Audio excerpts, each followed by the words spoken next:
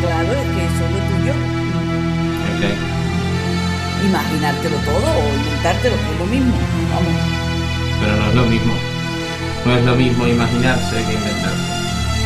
Porque, por ejemplo, tú ahora te lo podrías estar inventando todo.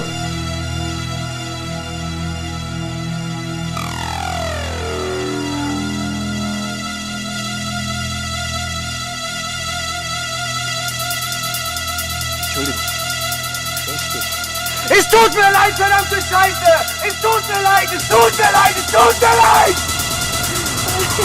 Inventármelo para qué, pero qué tontería es esta.